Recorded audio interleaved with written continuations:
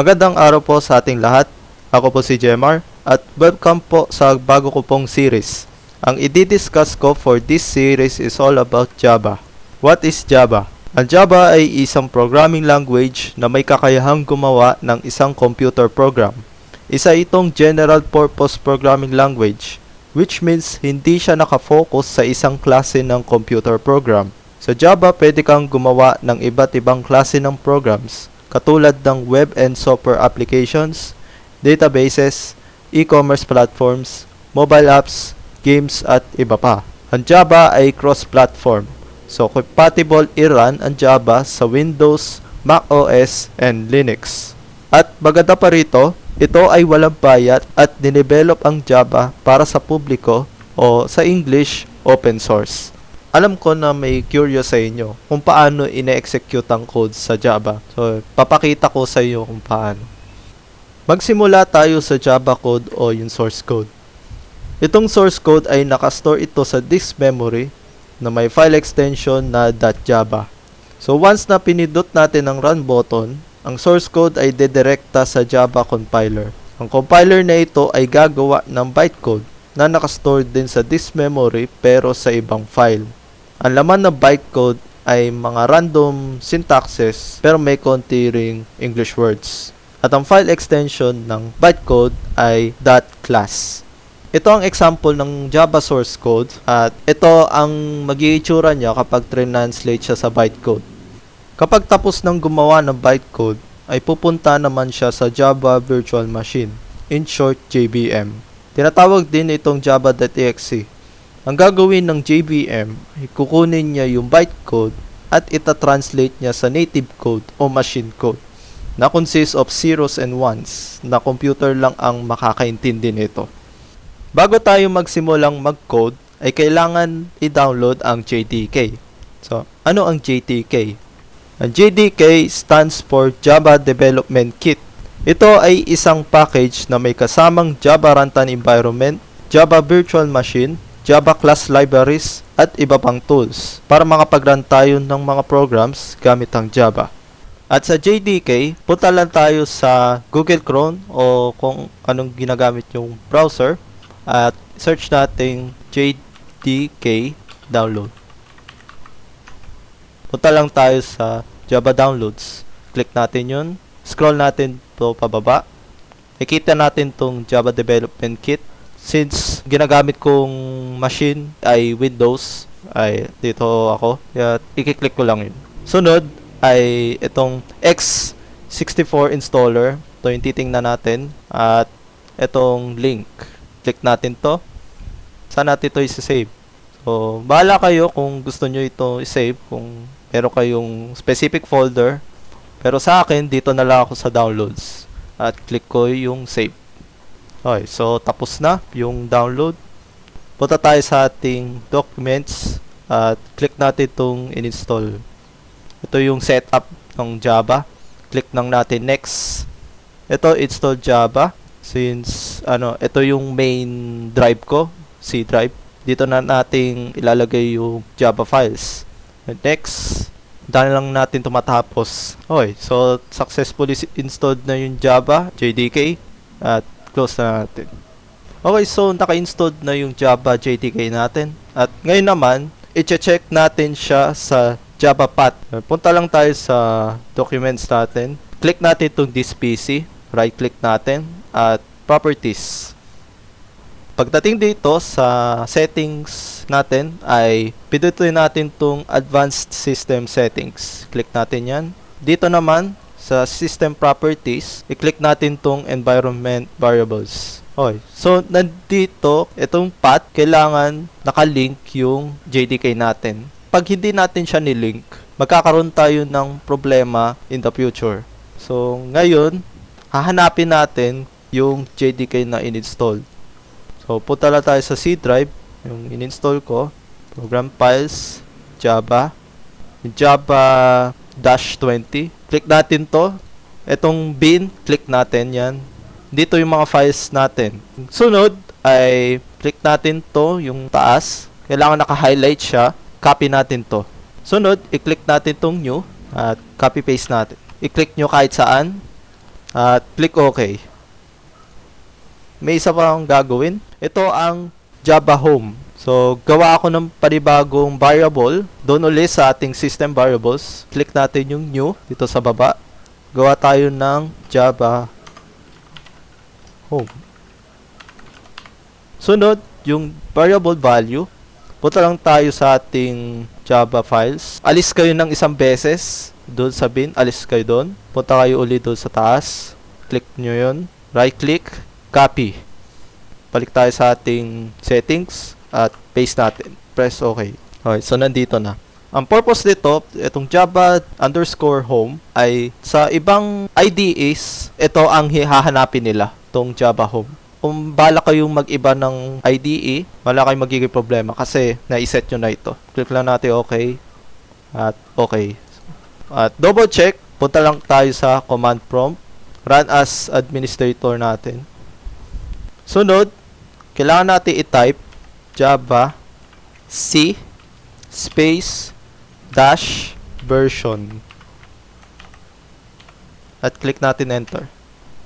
Okay. Okay. So makikita natin yung Java C 20.0.2. So yun ang in-install natin kanina.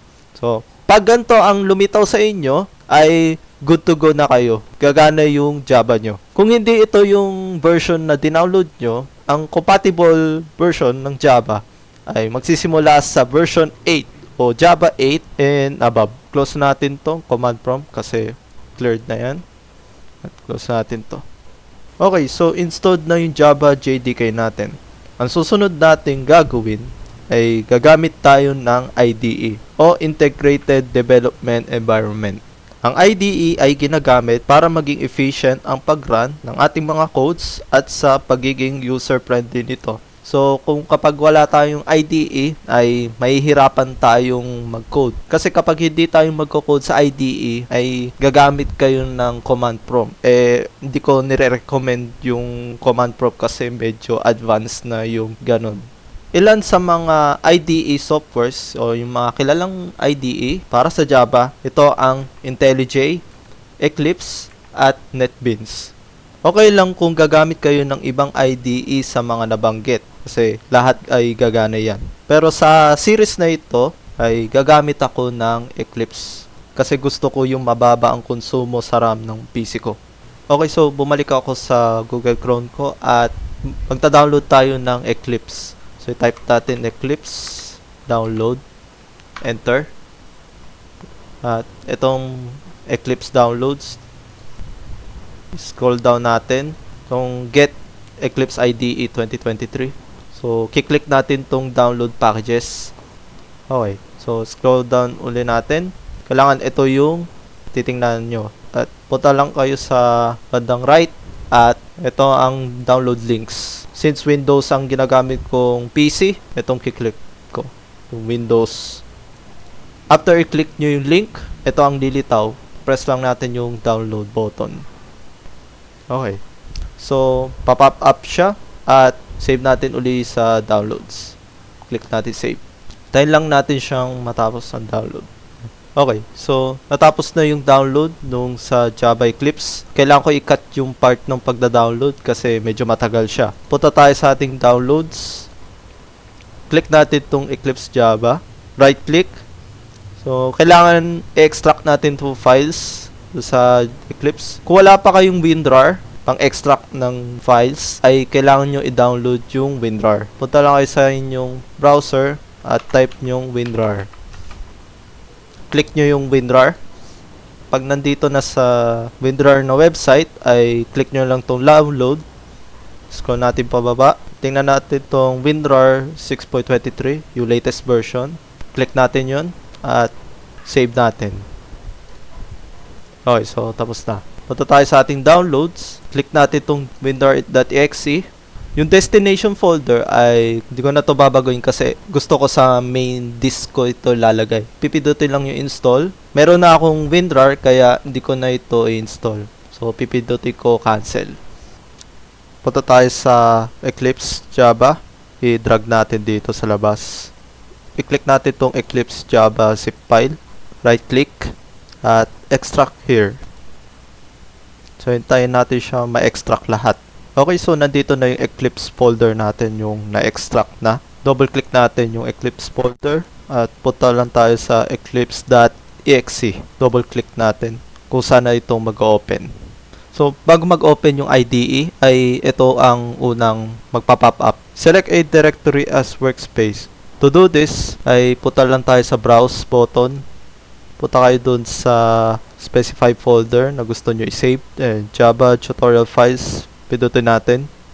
Ito yung nagawa kong folder kanina. At gusto ko siya i-save dito. So, i-click natin launch. Okay, so nag-open na yung IDE natin. I-maximize natin. Okay, so sa unang bukas ng IDE ay ito ang lilitaw. So, X natin tong welcome page. Okay, so ito ang itsura niya kapag first time nyo siya in-open. Yung ilan dito ay unnecessary. So, ang gawin natin ay tanggalin muna natin. Kaya naman, gagawa tayo ng Java project. Ang gagawin natin ay click File menu. Kapag hinabol nyo yung new, makikita natin sa right na merong Java project. So, click natin yun. Para sa name ng project, papangalanan natin Hello World. Okay, sunod naman, tingin dito sa JRE section. Tingnan natin tong Use an Execution Environment, JRE. At may nakalagay ditong Java SE 17. Gagawin natin dito ay set natin siya sa Java SE 20. Kasi yun yung dinownload ko kanina. Sunod naman, punta tayo sa Configure JREs. Click natin yun. So, makikita nyo itong panibagong dialog box. Kaya natin ito ginagawa kasi hahanapin ng Eclipse yung JDK natin na in-install. Gawin natin, click natin itong Add. Select nyo itong Standard VM. Next. Kalapit ng JRE Home, punta lang dito sa directory. Dinownload ko yung JDK sa C drive ko. So, dito siya nakalocate. Balikan natin. Punta lang kayo sa C drive. Program Files. Konting baba. Dito sa Java folder. At tong JDK-20. So, click natin yan. At select folder. Ito yun, yung JDK. At i-click natin Finish. So, sunod naman ay click natin tong in-add natin na JDK at apply. Pinindot ko yung apply at apply and close. Nakasave na yun. Sunod dito, i-uncheck na natin tong create module at click finish. Meron na tayong Hello World Java folder. Ang gagawin natin ay gagawa tayo ng package. Kapag sinabi natin package, ito yung mala folder sa inyong Java project. Gagawin natin ay right-click natin tong Hello World at hover nyo yung new. Punta kayo sa package. Click natin yun. Gawa tayo ng name. Pangalanan natin Hello World. Uli. Mayroon kayong mababasa. Discourage package name. Kaya mayroong ganito kasi nakaset yung H natin sa capital letter. Kailangan naka-small letter siya. Change natin. So, ito na siya. At i-click natin finish. So, meron na tayong package. Sunod naman, sa loob ng package, gagawa tayo ng class. At para sa class, i-right click natin tong Hello World package. Hover yung new. Punta kayo sa class. Itong name, pangalanan nating ganun din, Hello World. Wala na tayong babaguhin dito. Ito, yung which methods stubs would you like to create, i-check natin tong public static void. Check natin yan. Once na na-check na itong public static void, i-click na natin finish. At magagawa siya ng source code. Okay, so makikita nyo sa unang tingin ay maliit siya.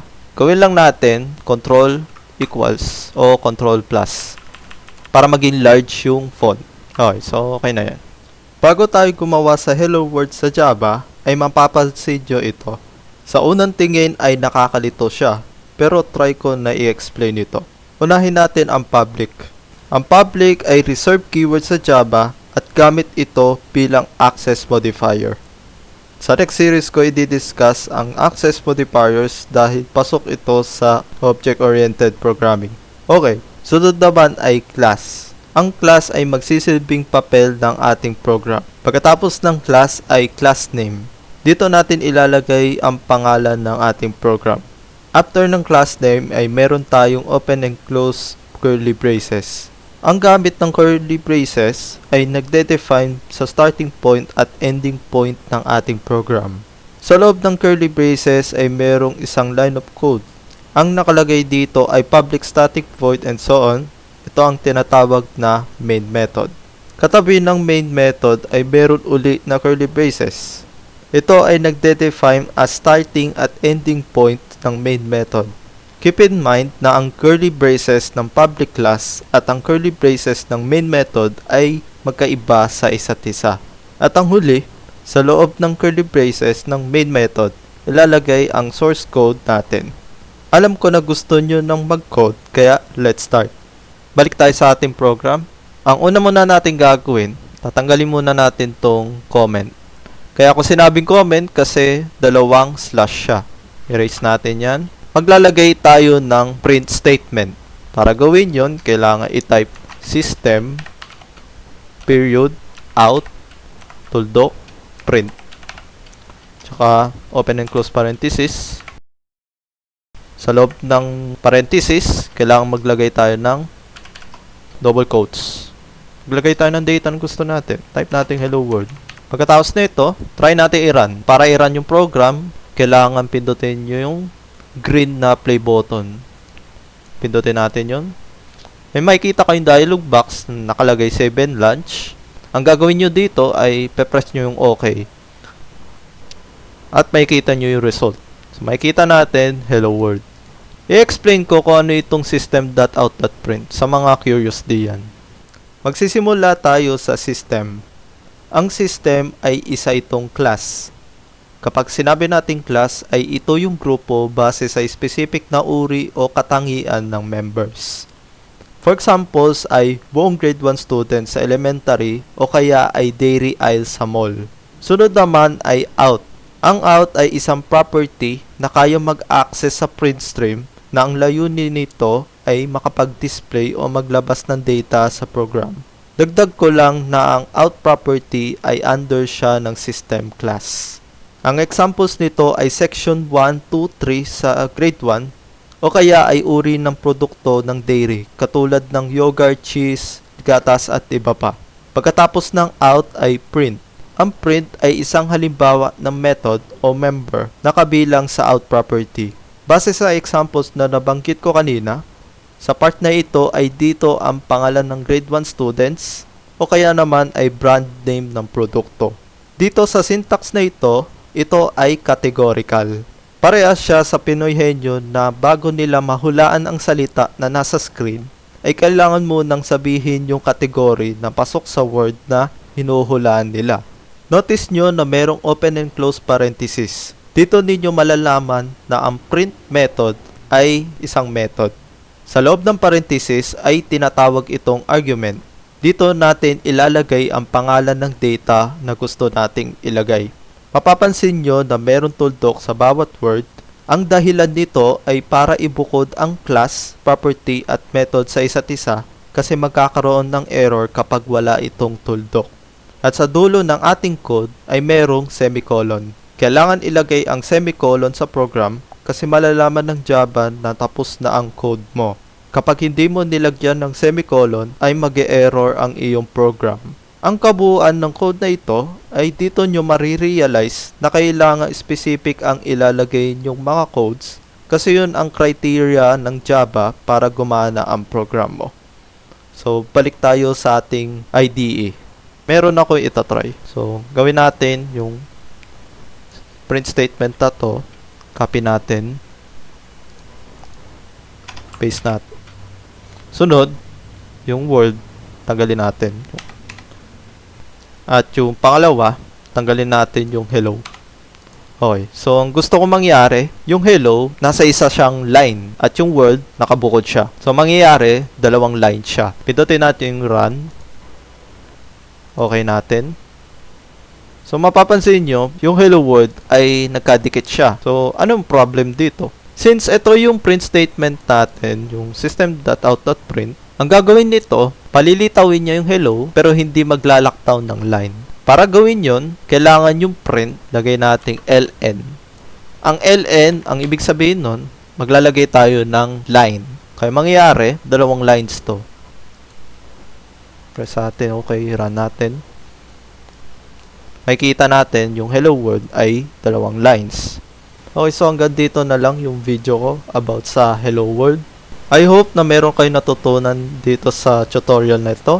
At sa next video, pag-uusapan natin about sa variables and constants.